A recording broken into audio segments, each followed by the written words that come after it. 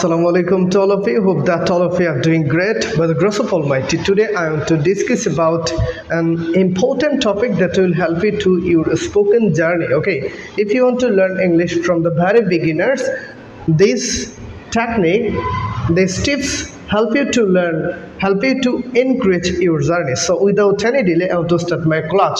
Okay, so first of all, practice speaking regularly. ওকে, প্রথমত প্রত্যেক দিন বলার প্র্যাকটিস করতে হবে, একটা সময় নির্ধারণ করতে হবে। On the time you have to practice every day. তোমাকে প্রত্যেক দিন ইংলিশ স্পিকিংটা প্র্যাকটিস করতে হবে ডেইলি। এখানে হতে পারে সেটা 30 মিনিট, হতে পারে সেটা 30 minute or 15 minute. Okay, everyday you have to practice this time. Okay, যেমন সেখানে আমরা 30 মিনিট যদি ধরি, 30 minute we have to practice every day 30 minute. তার মধ্যে হচ্ছে 15 মিনিট আমরা হচ্ছে ইংলিশে কথা বলার চেষ্টা করব, এবং হচ্ছে আর বাকি যে 15 minutes we have to do another thing in English. Okay, 15 minute we have to speak without stopping. আমরা প্রথম 15 মিনিট টানা ইংলিশ বলবো। ওকে, যদি ভুল হয় কোনো প্রবলেম নেই। ওকে, ভুল হবে when you start speaking English if fallen many mistake, আপনি অনেক ভুল করবেন, it doesn't matter, এটা কোনো বিষয় না। ওকে, ভুল হবে, ভুল হতে you will be able to speak, ভুল হতে আপনি ইংলিশে সাবলীলভাবে কথা বলতে পারবেন। এবং হচ্ছে পরের 15 minute okay thinking in English, পরের 15 মিনিটে ইংলিশে চিন্তা ভাবনা করেন, ট্রাই টু ট্রান্সলেট। ঠিক আছে, বাংলা টু ইংলিশ করার চেষ্টা করেন। ঠিক আছে, এবং হচ্ছে এই 30 minute you have to practice every day. প্রত্যেক দিন আপনার এই 30 মিনিট প্র্যাকটিস করতেই হবে। If you are really interested to learn this English, to learn this type of language, যদি এই ভাষাটা শিখতে চান তাহলে আপনাকে প্রত্যেক দিন 30 minute you have to practise. Okay, this is the first tips for learning English. এটা হচ্ছে প্রথম টিপস ইংরেজি শেখার। দ্বিতীয়, extend your vocabulary, extend your vocabulary, extend your vocabulary। প্রত্যেক দিন vocabulary শিখতে হবে।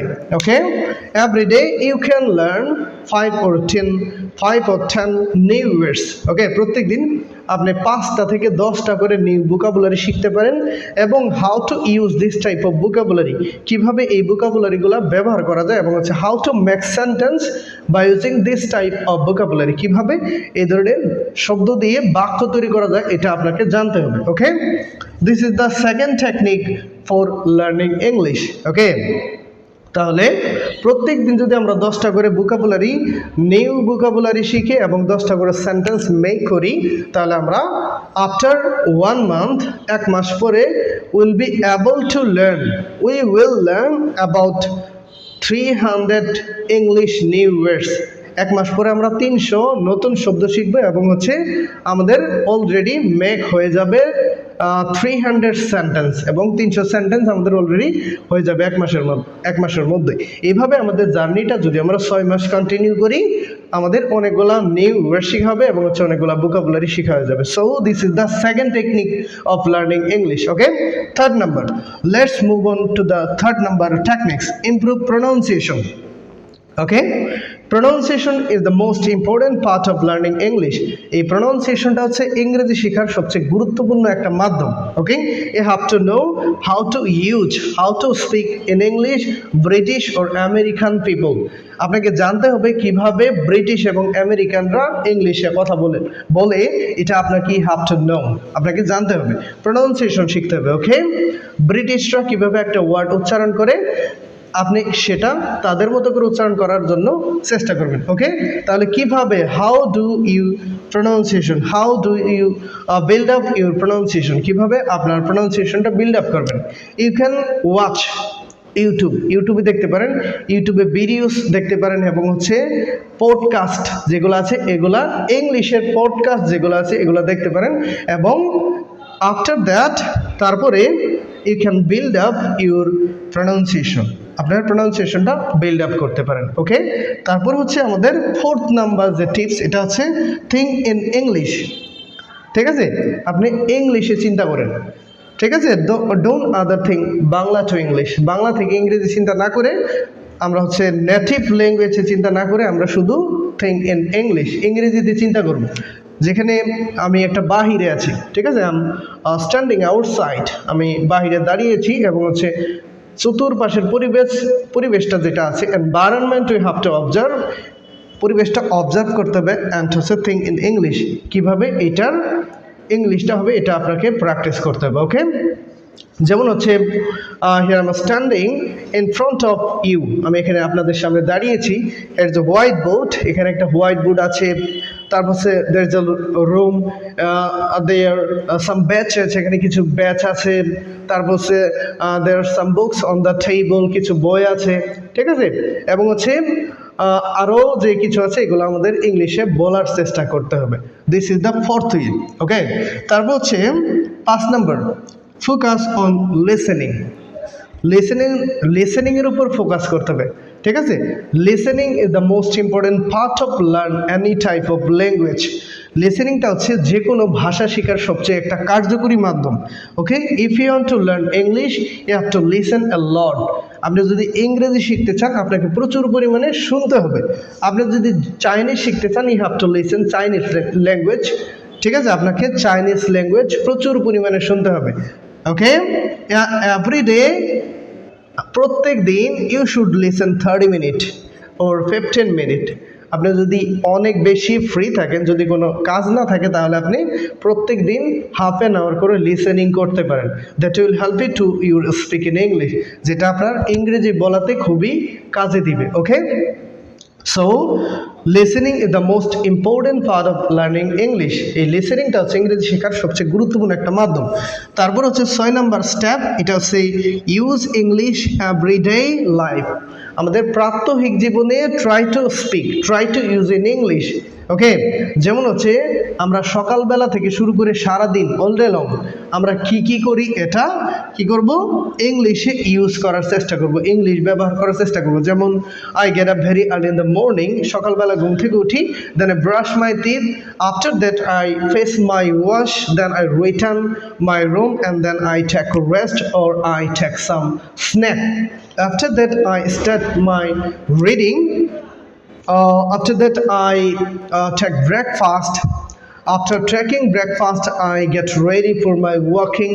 এভাবে আপনি সারাদিনের কর্মকাণ্ডটা এভরিডে লাইফে ইংলিশে ব্যবহার করতে পারেন। ওকে, সো তারপর হচ্ছে 7 নাম্বার যে টিপস, যেটা আপনাকে খুবই কার্যকর এবং যেটা আপনার ইংরেজি জার্নিটাকে খুবই কাজে দিবে, এটা হচ্ছে জয়েন কমিউনিটি। একটা কমিউনিটিতে জয়েন করতে পারেন। এটা আপনাকে আপনার যে শাইনেসটা আছে এটা আস্তে আস্তে ওভারকাম করতে পারবেন। যেমন হচ্ছে আপনি ইংলিশ বলার সময় হেজিটেশন ফিল করেন এবং নার্ভাসনেস কাজে আসে যখন আপনি অডিয়েন্সদের সামনে দাঁড়াবেন ফার্স্ট টাইম, এবং হচ্ছে ট্রাই টু সে সামথিং, এবং কিছু বলার চেষ্টা করবেন। এইভাবে যদি আপনি অনেক দিন প্র্যাকটিস করেন, ঠিক আছে, তাহলে you will overcome your shyness. Okay, so if you want to overcome your shyness you have to join community. একটা কমিউনিটিতে আপনাকে জয়েন থাকতে হবে, যুক্ত থাকতে হবে, এবং যেখানে where you can practice English, যেখানে আপনি ইংরেজি অনুশীলন করতে পারেন। তারপর হচ্ছে জয়েন ক্লাস, আপনি শ্রেণী কক্ষে বা ক্লাসে জয়েন করে ইংলিশ শিখতে পারবেন। ওকে, there are many coaching center in Bangladesh. বাংলাদেশে অনেকগুলো কোচিং আছে যেখানে তারা ইংলিশ শিখায় থাকে। আপনি চাইলে যে কোনো একটা কোচিংয়ে, আপনি যেখানে ইন্টারেস্টেড, যেখানে আপনার ক্লাস করতে ভালো লাগে, যে কোনো একটা ক্লাসে জয়েন করে ইউ ক্যান লার্ন ইংলিশ, আপনি ইংরেজি শিখতে পারেন। Okay, this is the most important part of learning English. So এখন আমরা হচ্ছে 9 নম্বর পয়েন্টে যাব। 9 নম্বর পয়েন্টটা হচ্ছে বি পেশেন্ট অ্যান্ড কনসিস্টেন্ট। ওকে, আপনাকে ধৈর্য থাকতে হবে। ইংলিশ শেখার যে জার্নিটা, এটা শুরু থেকে লাস্ট পর্যন্ত আপনাকে ধৈর্য নিয়ে এই জার্নিটা কমপ্লিট করতে হবে। ওকে, ঠিক আছে, ধৈর্য যদি না থাকে তাহলে আপনি কোনো ভাষা এবং হচ্ছে কোনো কাজ সঠিকভাবে করতে পারবেন না। So this is the most important part of learn English. Last number যেটা, এটা আছে ওভারকাম হেজিটেশন। যদি আপনি হেজিটেশন ফিল করেন, ঠিক আছে, if you feel hesitation two speak in English, ইংরেজি বলার সময় যদি হেজিটেশন বা লজ্জা অনুভব করেন তাহলে আসলে ইংলিশ বলাটা পসিবল হবে না। So you can practise at your home, বাড়িতে প্র্যাকটিস করতে পারেন। স্ট্যান্ডিং বিফোর দ্য মিরর, আয়নার সামনে দাঁড়িয়ে, অর মেক এ পার্টনার, ঠিক আছে, you can practise with your partner, আপনি একটা পার্টনার করতে পারেন এবং আয়নার সামনে দাঁড়িয়ে স্পোকেন প্র্যাকটিস করতে পারেন, যেটা আপনার হেজিটেশনটা ওভারকাম করতে সাহায্য করবে। ওকে, সো আজকে এই পর্যন্ত। হ্যাঁ, যদি এই প্রত্যেকটা টিপস আপনার জীবনে ইংরেজি শেখার জার্নিটাকে একটু হলেও এগিয়ে নিয়ে যেতে সাহায্য করে, please subscribe my YouTube channel and share the video.